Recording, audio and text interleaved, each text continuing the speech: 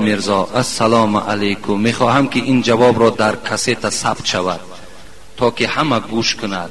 از آن جمله زن خودم. زنم به من گفت لعنت بر پدر و مادرم که مرا به تو دادن، تو لایق من نیستی، تو شکل نداری، زیبا نیستی، با تو زندگیم تلخ است. داملا 1 سال زندگی داریم، تا حال معامله خوب را از این زن نمیبینم، لیکن از صحبتهای شما استفاده برده صبر دارم. چی میگوید حاجی محترم؟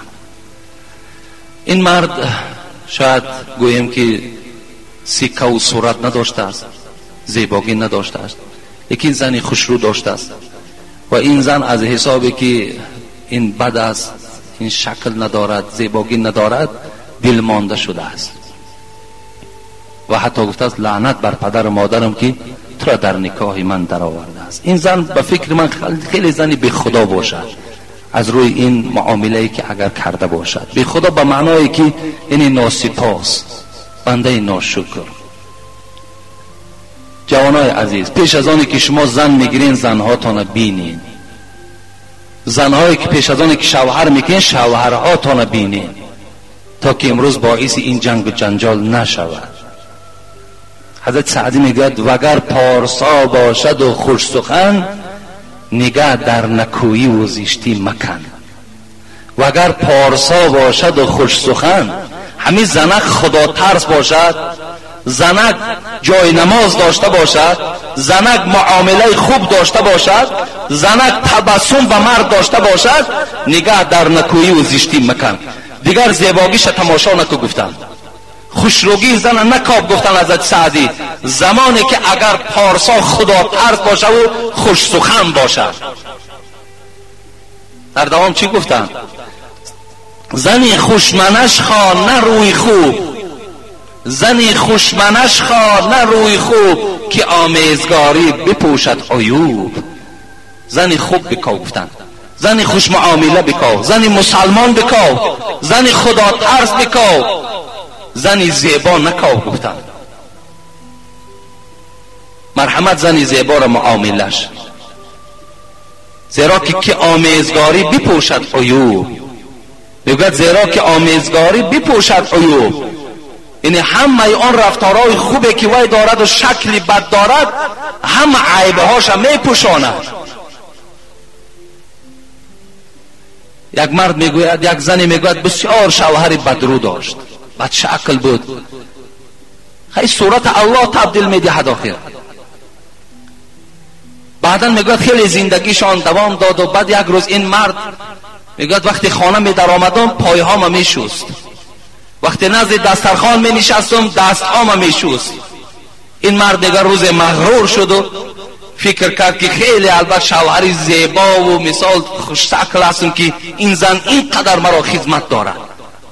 در اصل بسیار بدرو بود. میگوید صاحب کتاب حتی میگوید کوزه پشت بود، در پشتش مثل همون کوهان شتر یک گوشت زیادی دیگر داشت، میانش همین تا کوز بود، لیکن بسیار زنی صاحب جمالی خوب داشت.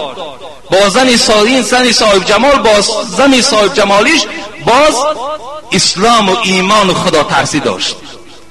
میگوید بار این شوهر گفت ای زنک، گفت از همه دیده در دنیا کی را دوست می‌داری؟ فکر کرد که البته زن میگوید که تو را دوست می‌دارم.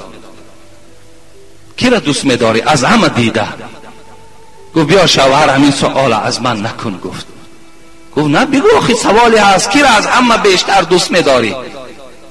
گفت بیا یک سوال کن که از همه دیده کی را بد می‌بینی؟ گفت میلش از همه دیده کی را بد می‌بینی؟ گفت به خدا قسم از همه دیده بدترین انسان به سوی من تو هستی. گفت لیکن من که زنی خدا ترس هستم. گفت این شکل تو را بین، این قدی تو را بین، این گویم صورتی تو را بین، لیکن مادامی که من از قیامت که می ترسم خدمت تو شوهر بدرو را کرده ایستاده ایم. در روی تو گفت این تبسم هایی که من میکنم این به خاطر او است که پروردگار مرا در زمره شاکرین نویسد، برای همچون شکر کننده نویسد، همچون صبر کننده در این بلا نویسد. من به این خاطر در چهره تو تبسم میکنم. و ایلا گفت دشمنی سخت‌ترین من به سوی من گفت تو هستی. گفت زیرا نه شکل داری نه صورت داری. لیکن به خاطر خدا این زن چیکار میکرد؟ صبر میکرد. شاید این صدای من به گوشی بعضی هم خواهرهایی که شوهرهای بدرو دارند، شوهرهای گویم که بی صورت دارند، اگر رسد و صبر کننده باشند انشاءالله. اون حضرت سعدی هم در شعرهاش میگه چو مستور باشد زنی خوب روی، چو مستور باشد زنی خوب روی با بهیشت است. این یک نظم دویمش فراموش کردم. مقصد اگر کسی که در دنیا زنی مستوره باشد، زنی خدا ترس باشد، زنی شوهرش احترام کردگی باشد، در بهشت برای او پروردگار شوی خوب میدهد. برای همین انشاءالله همین مردهای بیزیبی که میبینین اینها بینهایت در جنت زیبا میشوند. این بدروی اینا همش در همین دنیا است که خوشروی ها و عبرت شود که خدا میتونست که شما را مثل همین بدرو کند لیکن نکرد. این برای عبرت است، کارها نرست. لیکن مقصد من این است که شما فهمین برادرای عزیز و برادران مهربان، این میکروفون دائم در دست من نیست. یک روز نه یک روز این میکروفون از دست ما هم میگیرن، زیرا خیلی حسودا و خیلی بخیل ها و خیلی آدمای کوتاه نظر زیاد است. لیکن من به سمع شما میرسانم که پنجشنبگی گفتگی در کتاب ها وجود ندارد. اسلام ملامت نکنین که تا که در فکر شما نگذارد که همین معرکه ها را اسلام در گردن شما بار کرده باشد. این معرکه ها در گردن ما و شما اسلام بار نکرده است، مگر اینها را ان همین گونه زنهایی که خوابهای دروغ میبینند ان همینها بار کردگی هستند. اسلام ما و شما چی در قرآن چی در احادیث های پیغمبری خدا آمدگی است. یرید الله بكم اليسر ولا یرید بكم العسر. خدایی که شما را آفرید، خدایی که به شما حیات داد، خدایی که به شما تمام نعمت دادگی هست، فقط از شما آسانی میخواهد. ولا یرید بكم العسر. پروردگار میگوید با این قدر بزرگیم، با این قدر عظمتم، من از شما مشکلات طلب ندارم. لا یکلف الله نفسا الا وسعها. هیچ بنده ما پروردگار میگوید از قوتش زیاد دیده تکلیف نمیکنم. انما بعثتم میسرین ولم تبعثوا معسرین. حدیث پیغمبر است، من در بین شما بهر چی آمدم؟ تا که در بین شما آسانی را جاری کنم. من از مشکلات با آوردن بالای شما به این مقصد نآمدم. یعنی اسلام همه وقت آسانی را از ما و شما میخواهد. دارد ندارد باید که ما و شما با سرداری همان ملاهای محله مان و کسی نباشد در گردن اون کس بار میکنیم و رفته 5 کس و 10 کس نانی همراه خوردن میگیریم. وای دارد ندارد برای ما فرقی ندارد. الحال در همین محله ما یک جنازه میارن، انشاءالله بعد جمعه جنازش میکنیم. بابای فیض‌الله را خدا رحمتش کند، همینجا 1 سال ناگذاشته جنازش کردیم. الکی زنش از دنیا گذشتند. در 1 سال آلی پنجشنبگیش بود ناشیده باز اینش آمد. چیکار کنن این بیچاره ها؟ قرض کنن همین شکم ما و شما را سیر کنن؟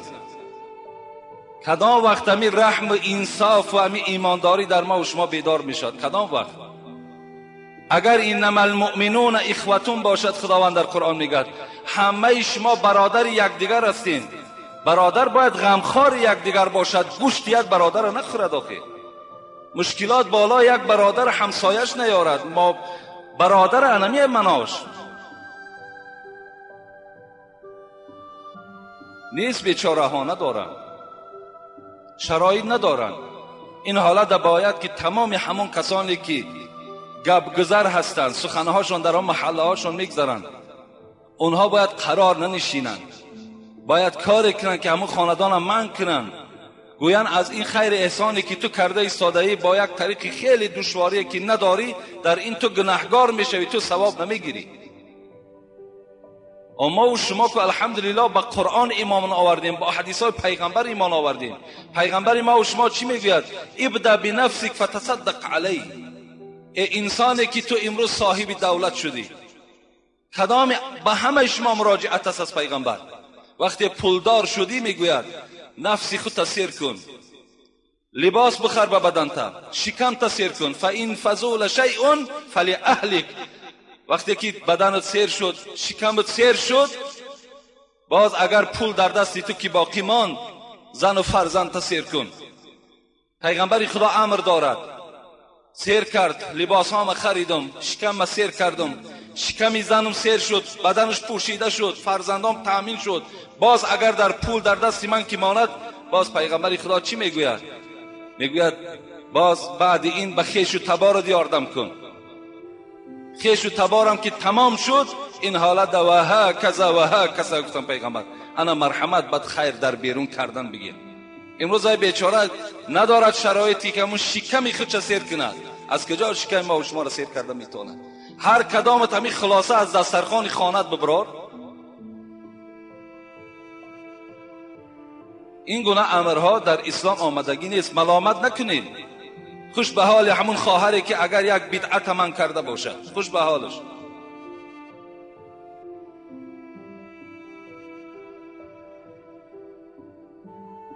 السلام علیکم داملای عزیز.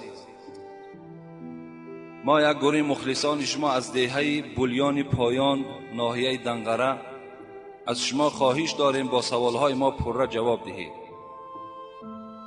بسیار ضرور است. سوال یکم، شخصی به مبلغ $1000 قرض بگیرد و از بین 1 سال گذرد، زکات پول را شخص قرض گرفته میدهد یا شخص قرض ده؟ از بولیان پایان ناحیه دنقره خداوند در هر قدمشان حسنات بنویسد که امروز ما با اونها با زیارت داشتیم که از اونجا خیسته به این نمازهای جمعه ما با عدد خیلی زیاد می آیند. اگر یک مرد از من قرض می گیرد $1000، من اون را قرض می دهم. 1 سال از بین گذشت. از بین گذشتن در دوام 1000 سال $1000 که در دست من بود، من با او قرض دادم، الکی زکات واجب می شود. همون زکات باید که البته آدم پولدار پول دادگی می دهد، آدم قرض گرفتگی نی. اگر من به او $1000 نه $10,000 هم که می دادم، وای صاحب نصاب نیست، وای صاحب ملک نیست. اون $10,000 مالی من است، مالی وای نیست. او مال قرض است. او چگونه باز مثال زکات می دهد؟ زکات به آدم بای، به آدمی که قرضدار نباشد به او واجب است. به آدم قرضدار چگونه وای زکات می دهد؟ خودش وقتی که قرضدار باشد. اگرچند من در دست مردم $10,000 هم که داشته باشم، انا همون پولهایی که در قرض در دست مردم است از وای باید که زکات دهم. این معنای را ندارد که پولی من در دست مردم قرض است و من از اینها باید زکات ندهم. باید زکات دهی. انشاءالله من یک جمعه در باب زکات، فضیلت زکات، مانع زکات با شما صحبت میکنم. امروز الحمدلله من یعنی باوری دارم که الکی خیلی پیشروی در مالداری در مردم ما پیدا شده است. الکی بچهای به دولت زیاد شدگی هستند، مالدارها پیدا شدن الکی. باید که این نعمت پروردگار است. وقتی که بر تو که دادش، باید حق زکات جدا کنی. اونقدر مبلغ کلانی در گردن ما و شما بار نکردن. از $1000 $25 قدر مبلغ کلانی نیست. در 1 سال 1 بار بده. لیکن اگر ندادی، پیغمبر خدا میگوید لا صلات لمن لا زکات له. اگر شب و روز تو نماز تهجد خوانی، اگر شب و روز تو روزدار باشی، اگر هیچ جمعه را تو ترک نکنی، لیکن بازم این دولت داری و زکات نمیدهی، این عبادت ها تا پروردگار قبول نمیکند. زیرا در هر یک آیت قرآن اقیم الصلاة و آتوا الزکات آمده است. نماز بخوان و زکات بده. در هر یک ورق قرآن وقتی همین اقیم الصلات آمد، برپا کن نماز را، از پس حتمی آمدگی است و اتو الزکات، زکات بده. از زکات قنطره الاسلام، پیغمبر میگه زکات این یک کپروکی هست. از این طرف مردی مسلمان می ایستد، از این طرف اسلامش می ایستد. انا همین زکات خودش پیوست کننده آدم به اسلام است. اگر مادام زکات نمیتی، اسلام بر تو هیچگاه چسباننده نیست. زکات به نهایت مهم و ضرور است. کدام از شما دارین مستحقا هست، دادرهاتونتین، فقط پدر و مادر مستحق زکات نیستن. یعنی من اگر مالدار باشم به پدر و مادرم زکات دهم، زکاتم درست نمیشود. یا پدر و مادرم به دولت باشم، فرزنداش حد، این از زکات حساب نمیخورد. لیکن فقط بین خواهرها و بین دادرها و بین اپا و خواهر و بین اکا و خواهر، اینها دادن زکات درست است. اگر اینها احتیاج داشته باشند، نداشته باشند در همسایه داری هامون، در مسئله میگوید حتی اگر در محله آدمی مستحق کم بغل باشد، تو زکات گرفته دیگر محله بری، در این حالت در همون زکاتی تو کراهیت است، ثواب وجود ندارد. دوم، در گذرگاه مردم که از آنها زنها و مردان گذر میکنند نشستن چی حکم دارد؟ در آخر در حق ما مخلصان دعا کنید. یعنی در گذرگاهی که مردم می نشینند، قد راهی که مردم گذر است، اگر در آنجا یک طایفه مردها یا طایفه زنها نشینند، این در اسلام چی حکم دارد؟ پیغمبر خدا میگوید ایاکم والجلوس علی الطرقات فان ابیتم فاعتوا الطریق حقها، الامر بالمعروف و نهی عن المنکر و غض البصر و رد السلام. حبیب خدا گفتند ایاکم والجلوس علی الطرقات، امتان من بر شما باد که در قد راهی که مردم گذر است ننشینید. راهی که مردم گذر است، راهی که مردها و زنها میگذرند، اون مکان برای خود جای نشست قرار ندهید. بس اگر گفت پیغمبری خدا دل شما قرار نگرفت و در همون قد راه که نشستی، باید که حق راه را شما ادا کنید. حق راه 4 چیز است. کدام شما اگر از عهده این 4 چیز میبراین، در قد راه نشینین. لیکن اگر نمیبراین، قد راه را ترک کنین که پیغمبر خدا شما را خطاب دارد، ننشینین در قد راه. یکم، وقتی در قد راه می نشینین، امر معروف و نهی منکر کنید. امر معروف فقط و نهی منکر باشد. یکم امر معروف، دوم نهی منکر. سوم و غض البصر، سوم چشمهاتون بسته کنین. چشمهاتون بسته کنین که یعنی مردم غیبت نکنین. مردم هایی که به پیش شما میگذرند، به آنها هر گونه از تاریخ آنها ورق نزنین. و رد السلام، 4م حقی که در گردن انسانی که در قد راه می نشیند جواب سلام گفتن است. اونا که سلام دادن، تو با علیکم السلام باید بگوی. از دست کدام شما این 4 حق را اگر براید، مرحمت قد راه را برای خودتان اختیار کنید. و الا اگر شما در قد راه نشستین و این 4 عمل اگر یکیش ترک کردین، پیغمبر خدا به شما خطاب دارد که قد راه ننشینید که گناهگار میشوید. من باوری کامل دارم که اون کسانی که در قد راه می نشینند، یکی از این 4 ادا کردن میتونن. کدام اونها امر معروف میکنن، کدام اونها نهی منکر میکنن. در اونجا نشستن بغیر گپ‌های بیهوده و بغیر دشتام و بغیر غیبت دیگر چیزی وجود ندارد. افسوس که امروز بسیار باور که این بی مدنیتی ما و شماست که در همون قضای راهی که ما و شما میگذاریم در محله داریمان، همون زنها، اصلا زنها قد راه دا بسیار می نشینند.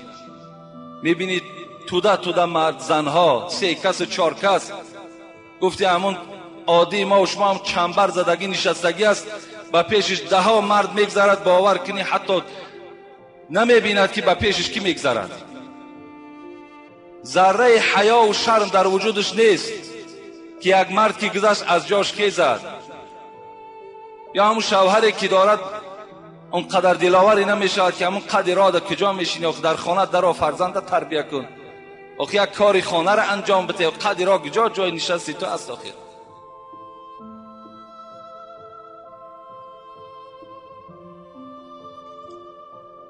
السلام علیکم داملای شیرین سخن. من یکی از مخلصان اشدی شما می باشم. من یک رفیق دارم که اپای او در حکومت کار میکند و من التماس کرد که این سوال را به شما عرضه کنم. این زن صاحب 3 فرزند می باشد، 1 پسر و 2 دختر.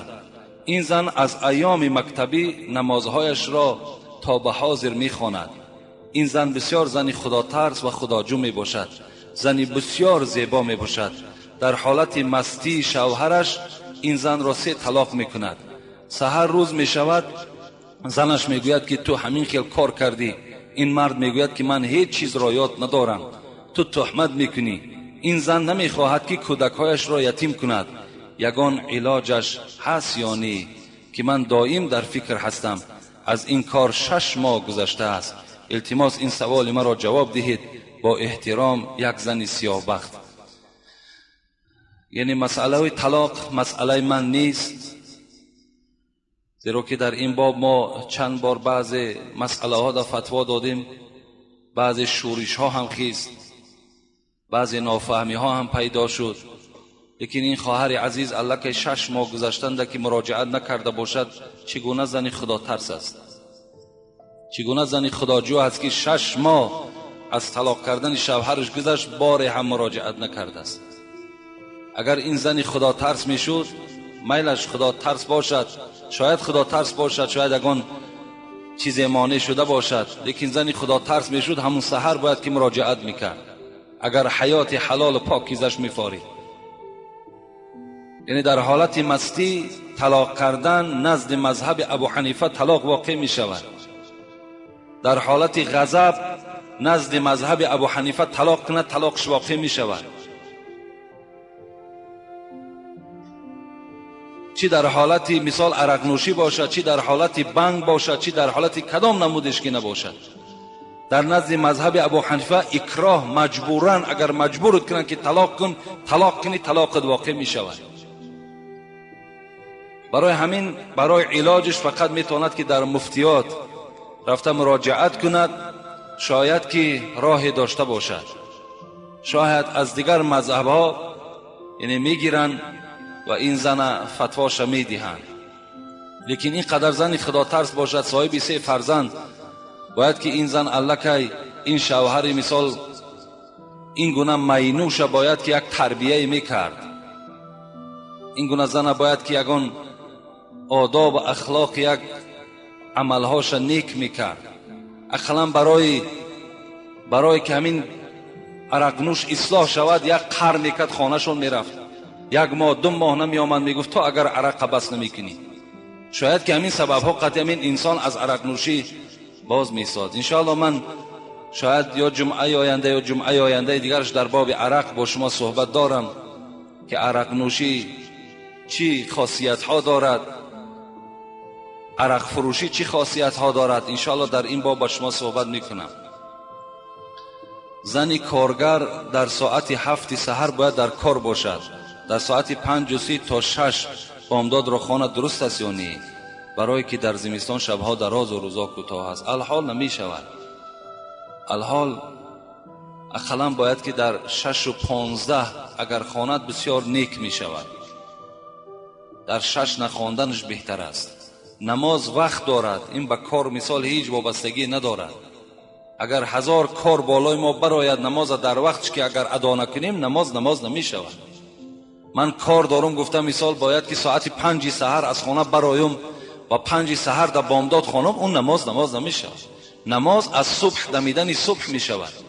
صبح که دمید الکه نماز بامداد خان جایز می شود. اقلا 6:15 خواند انشاءالله نیک می شود، دیگر هیچ شک شبهه باقی نمی ماند.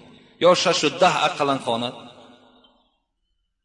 اگرچه الحال در 6 هم صبح می دمد، در همون کلندرهایی که داریم در 6 الکه نشان می دهد که صبح می دمد، لیکن بهترش همون 6:10 6:15 باز بهتر است.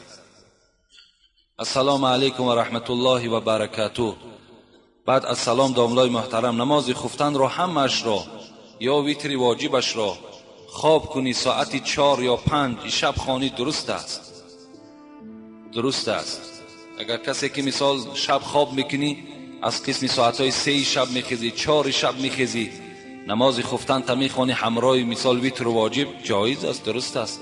زیرا وقتی خفتن تا برآمدن تا صبح دمیدن است، تا صبح دمیدن، تا ساعت 6 گوییم، تا ساعت 5 نیم گوییم. اگر که خواند نماز خفتنش صحیح می شود، نماز ویتر واجبش صحیح می شود. و اگر شما خفتن هم که خوانین، 4 رکعت فرض خفتن خوانین، 2 رکعت سنت شم خوانین، خواب کنین، ویتر واجبش ساعت 4 5 هم که خوانین می شود. این ویتر واجب از نماز خفتن حساب نمی شود. این نماز جداگانه است. اگر با در اون ساعت ها خوانیم با افضلتر و بهترتر است. دویم، آدمانی که از عائلهشون یگان نفرشون وفات کند تا 1 سال مگنیتوفون و تلویزیون نمیمانند، این یگان اوبال دارد؟ البته اوبال است، نمانیم. اگر در مگنیتوفون ها امر معروف مانیم با که ندارد، جایز است. و اگر در تلویزیون شما فقط اگر اخبارش گوش کردن، برای گوش کردن اخبارش اگر استفاده برین، جایز است. دیگر حالتاش جایز نیست، بسیار نیک می شود. با همین طریق هم از امو بعضی برنامه های نادرست دور می شوین، خیلی خوب است. السلام علیکم محترم حاجی میرزا، خواهش میکنم سوال ما را تعجیلا جواب گویید. کاژینکه هایی که بعضی آنها را میگویند که از پوست خوک است، چه حکم دارند؟ آیا پوشیدن آنها در داخل نماز یا بیرون از آن روا است یا نه؟ التماس فهمانید. البته در داخل نماز این پوست خوک به سبب طاهر کردن طاهر نمی شود. یعنی در مسئله ها میگوید یکی پوست انسان، یکی پوست خوک، اگرچه دباغت هم که دیهن وای طاهر نیست. یعنی دیگر پوست ها مثل پوست خرس باشد یا پلنگ باشد یا گرگ باشد، همه حیوان ها یا خر باشد، اینا به سبب دباغت دادن الکه طاهر می شود، لیکن پوست خوک نمی شود. از این خاطر اینها را در نماز خواندن استفاده بردن تماما لازم نیست. به نهایت خوب می شود بیرون نماز هم نپوشینش. این خوک یک حرام کرده پروردگار است. اگر شما تقوا داشته باشین بیرون نماز هم نپوشینش، لیکن در داخل نماز تماما نپوشین که با اون لباس نماز خواندن شما درست نمی شود. السلام علیکم اکای حاجی میرزا. حاجی را با حرف آ نمی نویسند، آجی نمی شود، حقیقتی می شود حاجی. جوانای ما همین قدر قریب به سواد ماندن که حتی که آجی را از حاجی فرق نمی کنند.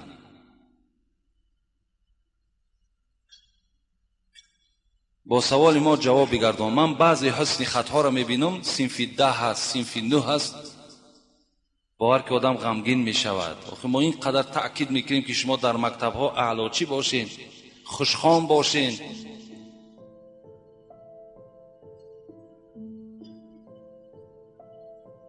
با سوال ما جواب بگردان. اگر بچه زنا کند با آب غسل کند پاک می شود یا نمی شود؟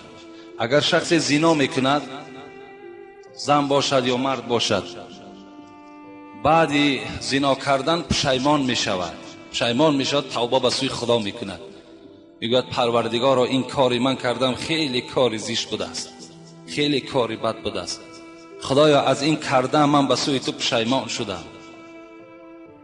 ای پروردگار، آخر اگر همین زنی که من با او زنا کردم در جای این اگر خواهری من باشد یک مرد دیگر زنا کند، من خودم را چخیل تصور میکنم. همون کسانی که زنا میکنن باید که در حالت زنا خواهر زنشون پیش چشمشان بیارن که اگر زن شما را یا خواهر شما را ای زناکارها، اگر دیگر بدبختای زناکار زنا کنن چخیل میشوین شما؟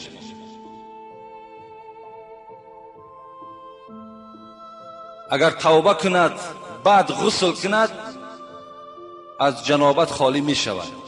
لیکن اگر زنا کند و باز گوید که خیلی آینده باز زنا را دوام دادن میگیریم، وای جنوب است، او هیچگاه آب وای پاک نمی کند. وای اگر با آب زمزم که اگر آبازی کند وای پاکیزه نمی شود.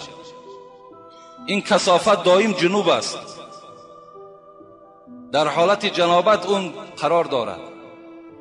تا اگر توبه صدق به سوی پروردگار نکند و غسل نکند بدن وی از جنابت پاک نمی شود. در حالت جنابت دیگر خیلی وی حساب کنی خوردنش هم در حالت جنابت است، همراه تو صحبتش هم در حالت جنابت است، هر معامله‌ای که میکند وی در حالت جنابت است.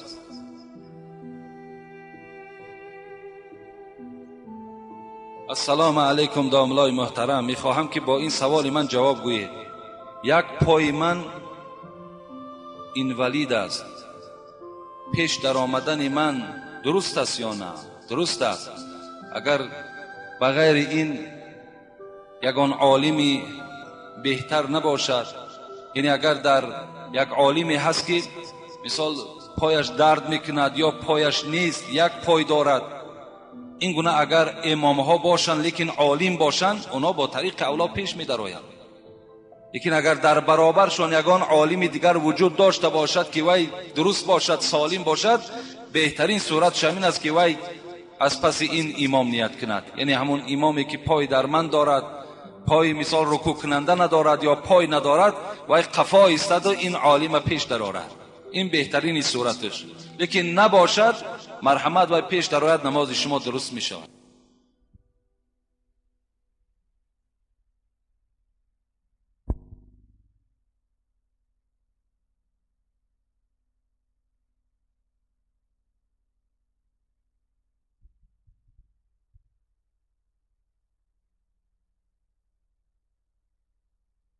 نمازتان درست می شود. دویم، داملایانی که زن و دخترانش حجاب نداشته باشند، پیش در آمدنشان درست است؟ درست است. اگر کدام پیشوایی که زنش حجاب ندارد، دخترش حجاب ندارد، یعنی لباسهای بگیم اسلامی ندارد، پیشم که در آید، نمازش درست می شود. لیکن در نزد خداوند این گونه امام ها مسئول هستند. این گونه پیشواها در نزد پروردگار جواب این فرزندان بی حیا را می دهند. اگر کوشش ها کرده باشند، تمام راه ها را استفاده برده باشند که اونها به ذمه نگرفته باشند، این حالت در یک حال خوب دارد. لیکن اگر در همون کرده های فرزنداش راضی باشه و با این در مردم امامتی کند، این حالت در امامتیش که صحیح می شود، لیکن در نزد پروردگار گناهگار می شود. اگر از اون دبا بهتر باشد، خوب می شود که وی بیراه شود، یک آدمی باز با تقواتر پیش درآید، این بهتر است. اینا در حالت درست می شوند که ضرورت باشد، دیگر غیر اونها دیگر هیچ پیشوا و داملای وجود ندارد. السلام علیکم داملا مهربان، اولا از درگاه الهی خواهان آنم که عمر شما دراز بادا و در زندگی هاتان بردباری ها تمنا دارم. کاش و مثل شما شخصان خاکسار بسیار می بود. و در آخر یک سوال دارم، آیا در قد کوچه ها و گذرها نشستن زن و دختران شرط و درست است از نقطه نظر دین اسلام؟ و فکر من نه، و من مشاهده می کنم که در محله ما شام می گذرد، آنها تا حال پروا ندارند. خواهش دارم با سوال من پر جواب گردانید. و در آخر از شما تشکر میگویم. داملای عزیز، با احترام، یک مخلصی دائمی شما. البته اینجا محلش هم ذکر کرده است، شرط نیست محلش، لیکن در همه محله ها این گونه زنهای در قد راه می نشستگی وجود دارد. خوب می شود که اگر در بین ما این گونه مثال موسفیدهای بغیرت باشد، یا این گونه جوانهای بغیرت باشد که راستی اونها در راست شود، و چگونه که پیغمبر خدا میگوید اذا رأى منکم منکرا فلیغیر بیده فإن لم يستطع فبلسانه فإن لم يستطع فبقلبه وذلك اضعف الایمان. اگر کدام از شما، گفت از پیغمبر خدا، یک کاری نادرست میبینید، به همه ما و شما کتاب دارد، شما باید که با دست هاتون تغییر دهید. یعنی اگر زنت که باشد، رفته از دستش بگیر، بگو خانه درو بگو. یا اگر در خانه تو مثال بالای دسترخوان و شیشه های عرق اگر پهن کرده باشند، رسول اکرم میگوید اونها را با دست گرفته بیرون خانه پرتاب. یعنی با دستان تغییر دهید وقتی منکرات میبینید، وقتی کارهای نادرست میبینید. لیکن وقتی که این قدرت نداشته باشین، یعنی امروز ما هم قدرتی را نداریم که اون زن از دستش گرفته و در خانهش پیش کنیم، رسول اکرم گفتن فبلیسانه، با زبانتان شما با اونها صحبت کنید. یعنی راستی اونها در رفته گویید مادری عزیز شام شد، آخی عصر شد، وقتی نماز است، را خداوند برای این فرستاد که بندگی او را به جا بیاری. رو نماز تا خون، رو فرزند تا تربیه کن، رو خانه تا مثال یک تازه و پاکیزه کن. رسول اکرم گفتن با زبانهاتون با اونها سخن گویید. اگر با زبانهاتون هم نتوانستید، با دلتون اونها را بد بینید، که این ضعیفی ایمان شما را نشان میدهد. گفتن یا با دست یا با زبان باید که یک تغییرات در اون معرکه شما درآورید. برای همین کدام در کدام محله هست، اگر همچنان پیشواها باشد یا این گونه مویسفیدهای به غیرت باشد، بسیارتر این کار مویسفیدهاست. مویسفیدها میتونن که این کارها را انجام دهند، اونها را کسی ملامت نمیکنند، که وقتی یک جوان اگر گوید او را البته ملامت میکنند. السلام علیکم داملای عزیز، ما از شما یک سوال داریم که جوابش بسیار ضرور است. در مسجد محله ما به جای امر معروف گپی دنیا می رود و به ضمن این عورت خود را نام می گیرند. ملا امام در آنجا نشسته سخنی نمی گوید. التماس جواب قطعی دهید تا به گوش اونها برسد. پیغمبر خدا می گوید سباب المسلم فسوق، کسی یک برادر مسلمان شد دشنام می دهد یا کسی که مثال نامگیر می کند خود شوی فاسق است. همان گروهی که این گونه رفتارهای نادرست میکنند، خودشان نام میگیرند، دشنام میدهند، اینا از گروه فاسقان به حساب میروند. مسجد در اصل جای عبادت باید باشد، جای امر معروف باشد، جای تربیه باشد. در بسیاری از مسجدها وجود دارد که فقط و فقط به گپ دنیا مشغولند. مسجدها را آشخانه ها کردگی‌اند، در داخل مسجدها جای خورد و خوراک کردگی هستند، فقط تا بیگاه فقط چه گپشون هم کار و بار همه همسایه داری و مسئله اینها را حل میکنند. در این البته امام گناهگار است. کسی که در همون مسجد پیشوا هست، همه این گناه را سببگار اساسش همون پیشوا است. همه این در پیشوا جوابگر است. باید پیشوا این گناه قوم نگذارد که مثال باید سخنهای بیهوده گویند. برای آنکه اونها سخنهای بیهوده نگویند، این امام باید که خودش دائم در بین مردم کتابخوانی کند، دائم امر معروف و نهی منکر دائم برقرار و بردوام نگه دارد، تا که مسجدها از سخن دنیا خالی شود.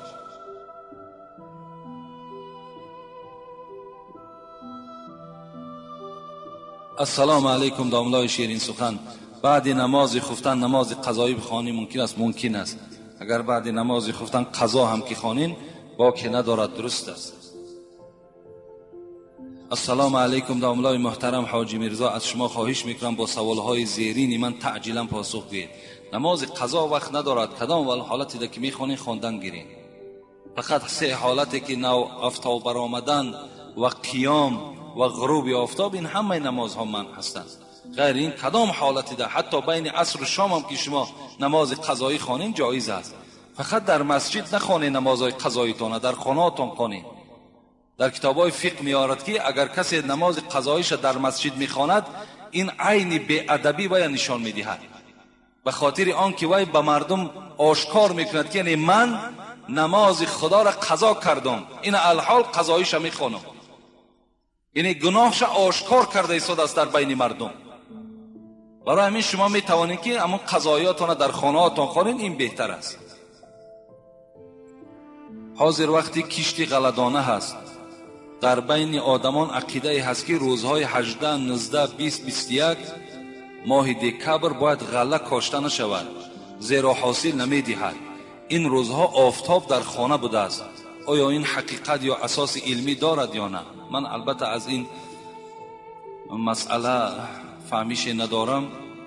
در باب کاریدن غله که در چسلت مثال همون روزهای 18 19 20 21 گویا که آفتاب در خانهش باشد، لیکن این من سوال کردم خیلی از یک آدمی معتبر، یک آدمی که دایر به همه این کارها هست، که گیاهشناس است، و گفت این یگان اساس علمی ندارد. گفت در یکی از مسجدها، انیخترش در مسجد یکی از قشلاق‌های حدود دهنه، روز 18 دکبر روز چله گویان شب نشینی تشکیل نمودند. هر یک عضو مسجد 5 سامانی جمع کرده معرکه خراخری گذرانیدند. در داخل مسجد امامشان پیشکار بوده است. حالی این گونه امام و قوم آن چه گونه خواهد بود؟ نمی‌آمد الحال گفتیم امام ها در داخل مسجد ها خیر احسان مثال خدایا تشکیل میکنن که چله در آمده است.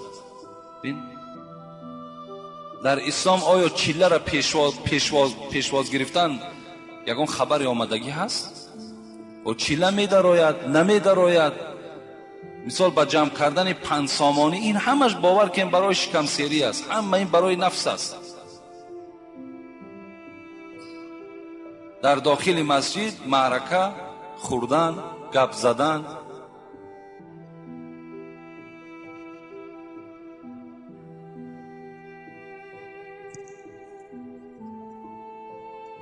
السلام علیکم داملای شیرین سخن، از شما خواهش میکنم با این سوال من جواب گردانید. ما 2 نفر در یک مکتب میخوانیم که در آنجا شبانه روزی یک جا هستیم و ما نماز میخوانیم.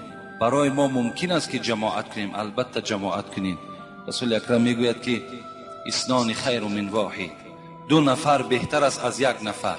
اگر شما 2 نفر هم که باشید باید که با جماعت خوانین. ان شاء الله خداوند ثواب جماعت برای شما نصیب می‌گرداند. علل خصوص به این جوان‌هایی که باز در کدام مکتبی که شبانه روزی باشن و می‌خوانند خوش به حالشون، ان شاء الله نماز همون جماعت ثوابش شما می‌گیرید. داملای عزیز، خدا شما را نگه دارد.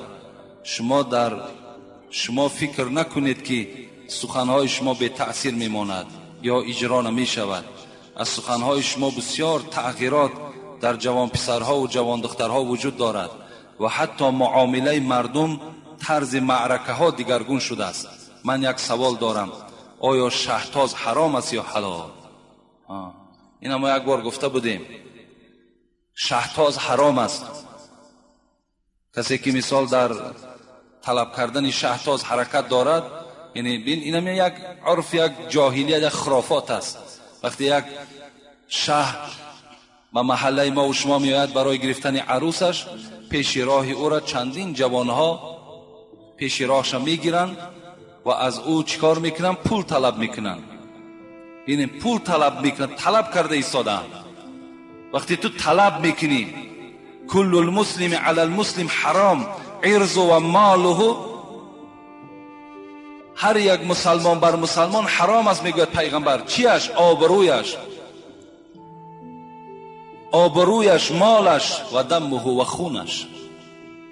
مال مسلمان بر مسلمان حرام است وقتی اگر طلبش میکنه. و طلب کرده ایستاده است، اینمی قدر پول بر من نمیدهی، مثال ما پیش راه تو را کشاده نمیکنی. یک تله و تاراج، یک غارت کردن است. کدام شما راضی هستین؟ حالتی که همین خیلی حالت به بالاتان میآید، تا 100 سامان 50 سامان طلب میکنن. اینم یک طرز غارت است. این البته به البته حلال نیست. از کجا حلال می شود؟ حلال حالتی است که من یک آدم هدیه میتم، صدقه میتم و حلال است. وقتی تو از کیسه وای مجبور از دستش پولی را زده میگیری، آیا حلال میشه؟ یا مثل که شهجت می آید در ما و شما، شهجت است. و چی خاطر؟ یعنی به خاطر که یعنی شما در ساعت مثال 1 یا 2 شهر خانه ماده حاضر کنید.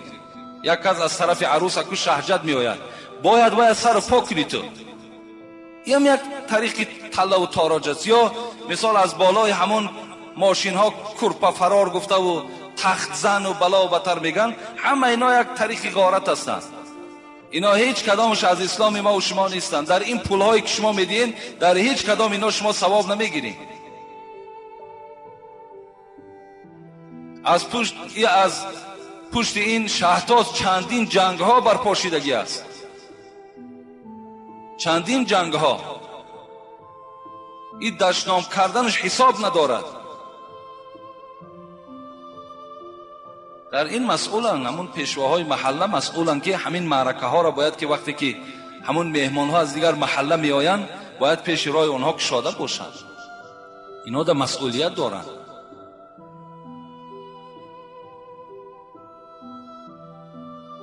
اولا السلام علیکم داملای شیرین سخن حاجی میرزا. بعدا میخواستم با این سوالی من پاسخ عمیق میدادید. آیا با دختری بدخشانی ازدواج کردن ممکن است یا نه؟ از نقطه نظر اسلامی جایز است؟ اگر دختری بدخشانی ایمان داشته باشد، اسلام داشته باشد، جایز می شود. اگر دختری عرب به ایمان باشد، گرفتنش جایز نمی شود. یعنی همه وقت اسلام شرط است. اگر مسلمان باشد، نه بس وای دختری روس است، وای دختری بدخشانی است، وای دختری کسی نباشد، جایز است.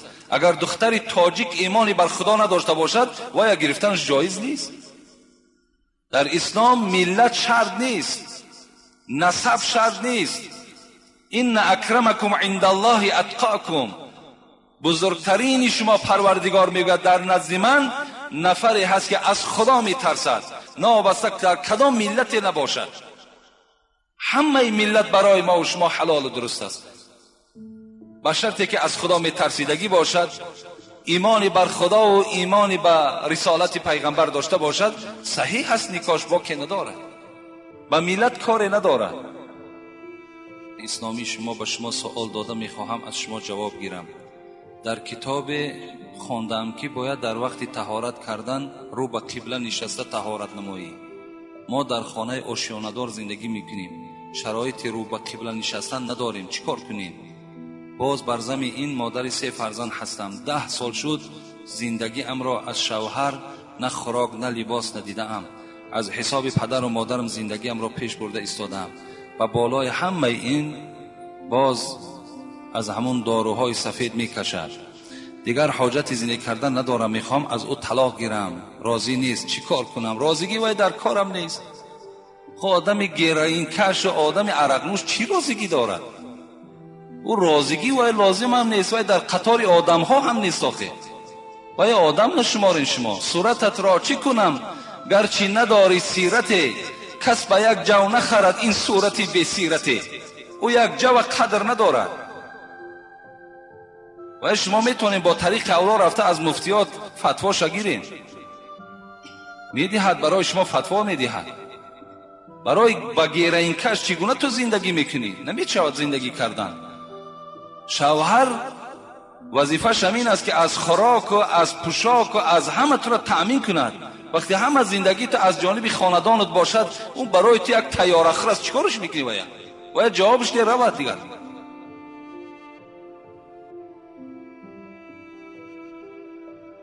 لیکن برای طهارت کردن هر جانبی که برای تو موافق است، همون جانب طهارت کن، طهارت صحیح میشه. هر جانبی که برای شما موافق میآید، همون طرف البته موافق است. بسیار افسوس است، بسیار جوانها اینقدر پیشروی ها شده است، اینقدر بهبودی ها خدا را شکر در این جمهوری ما پیدا شده است. با بزم این کشیدن دارو، خوردن عرق و دیگر آیا حیات برای همین است؟ زندگی مخصوص بهر بندگی، زندگی بی بندگی شرمندگی است.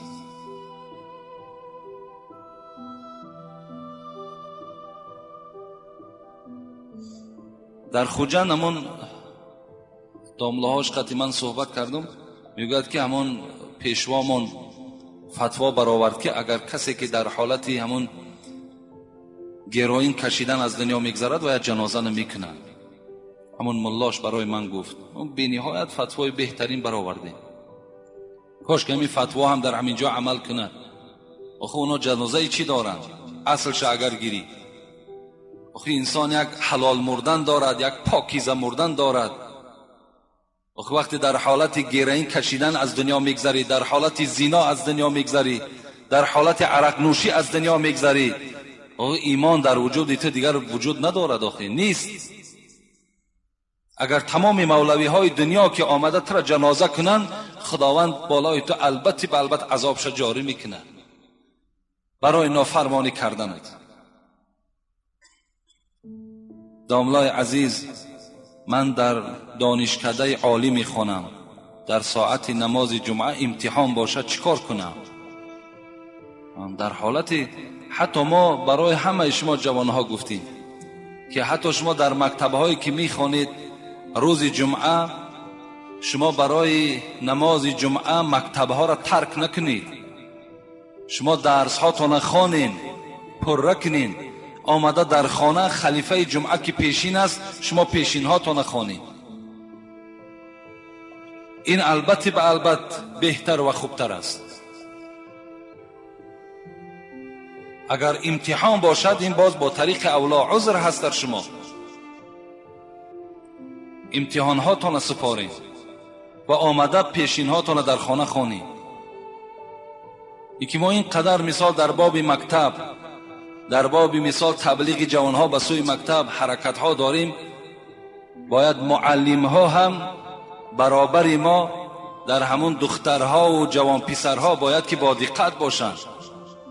این سخنهای من ترس از معلم ها نیست که من میترسیده باشم از معلم ها، برای که در پیش معلم ها خوب شم و همین سخنها را من مثال از پیش خود میگفته باشم. این سببش ترس نیست، بلکه این یک احترام همین جامعه هست، احترام همین جمهوری است، احترام جوان ها هست، یک پیشرفت در همین جمهوری ما و شما میشیدگی است.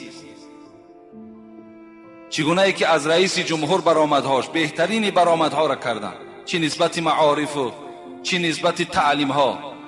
باید معلم ها وقتی هم دخترها را که میبینن در حالت خیلی ناخوب، همونها را باید که تعلیم کنن، گوین خواهر با این لباسی که تو آمدی ممکن نیست لباس. باید اونها هم معلم ها الحمدلله مسلمان هم که آخر اونها هم باید جوان ها را تربیه کنن. اونها باید هیچگاه مثال برای زید مسجد و یا برای نماز خواندن اونها را تبلیغ نکنن، مثال زید مسجد و زید نماز تبلیغ نکنن.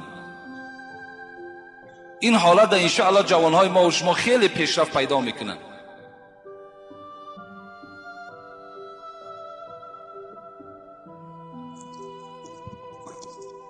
علیکم داملا حاجی مرزا، من یک سوال دارم. در حالت در روسیه کار کردن در مهلت 1 یا 2 سال نآیم، لیکن رزق و روزی زن و فرزندم را راعی کنم. آنها با همراهی پدر و مادر و برادران می باشند. می دانی که حال آنها خوب است. در مسلمانی چهل می شود که می گویند که 6 ماه پس باید بیایی و ما ساده کرده فهمانید. با احترام مخلصی دائمی شما. این البته از روزی که ما و شما زن نکاح کرده که گرفتیم، وظیفه همه ما و شما الکی فرض می شود نفقه زنهامون، چه از فرزندهامون نفقه شون فرض می شود. لیکن در این مملکت های دوردستی که سال آنها آمدن نمی توانند، اگر از همون نان و آب و لباس و پول اگر زن و کودکاشون تأمین کنن، این حالت عذر است. یعنی اینها در نزد خداوند مؤاخذه نمی شوند، عذاب داده نمی شوند. لیکن اگر ذره شرایط باشد برای آمدن بعد 1 سال یا بعد 1.5 سال یا بعد 2 سال، باید که آمده از حال زنها با خبر گیرند. یعنی با یک لباسی او را تأمین کردن، با یک شکمی او را سیر کردن، این وظیفه ما تا حال انجام نیافته است. اون زنها البته مثال شوهرشان میفارد، اونها را از شوهرها باید که منفعت گیرند. این طرفشان باید که البته جوانها فکر کنند. چگونه ای که مثال همون جوان با تقوایی که در همون روسیه میگردد و خیلی در حالتهای وزنین خودش را مثال قپیده می ایستد، تصور کرد که این زن هم در همین حالت وزنین است. باید که از حال زنها خبر گیرند. 1 سال بعد است، 2 سال بعد است، انشاءالله این ده باز نیکتر و این ده ثوابتر می شود.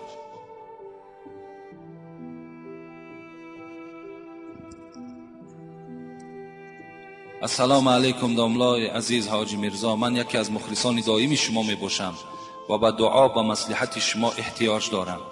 پسرم را 2 ماه پیش خانه‌دار کردم و تا حال با زنش خانه‌داری کردن نمی تواند. میگویم بستگی هست. از شما یک دعا و از قوم آمین. انشاءالله امیدی شفا از خدای متعال دارم. با احترام مخلص شما. یعنی این بهترین صورت شمین است که همون برادرایی که دعاخوان هستند دعاهای از سوره های قرآن میخوانند، این گونه جوانها را باید که اونها خوانند. یعنی دعوت کنین پیش ما بیایید، ما شما را توصیه میدهیم. اینها را رفته خواندن در کار، این جین است. انشاءالله بعد خواندن و دور میشود، باز این جوان خانه‌داریش کردن میگیرد.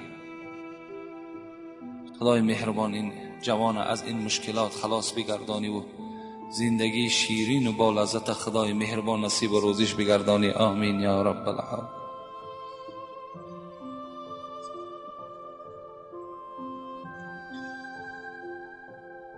السلام علیکم و رحمت الله و برکاته. اکای حاجی میرزا، من از سخن شما از دنیا با خبر شدم و از شما میخواهم یک چند سوال را جواب دهید. مادر من با حضرت امیر جان قسم خورد که خانه اپام نمی رود، ولی پشیمان شده است، میخواهد که برود. چیکار کند؟ هیچی، رفتن بگیرد.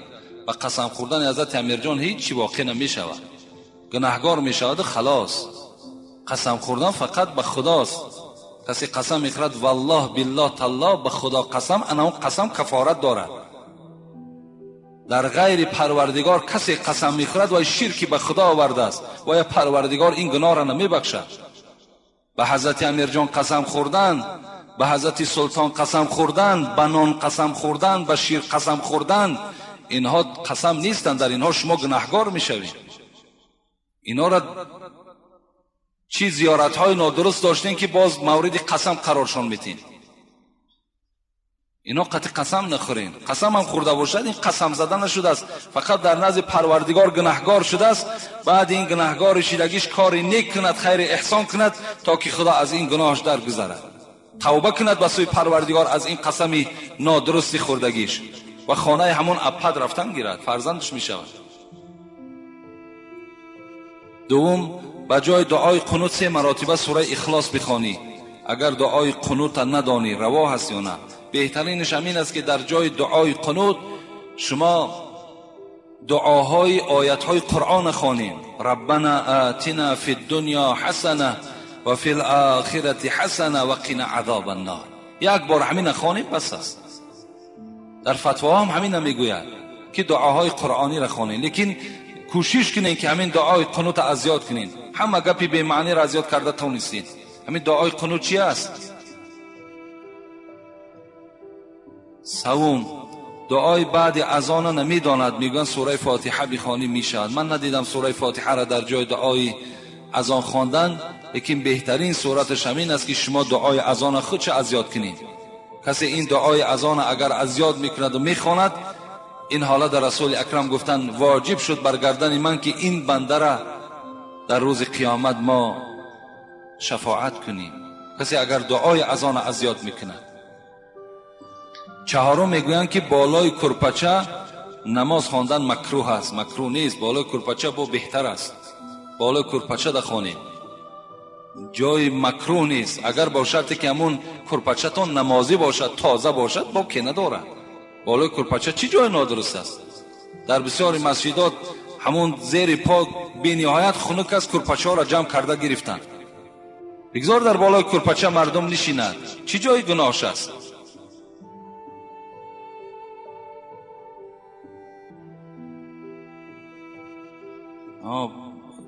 اکای حاجی میرزا، از شما خواهش میکنم که در حق من دعا کنید که خداوند علم اساسی را بر من نصیب گرداند. نه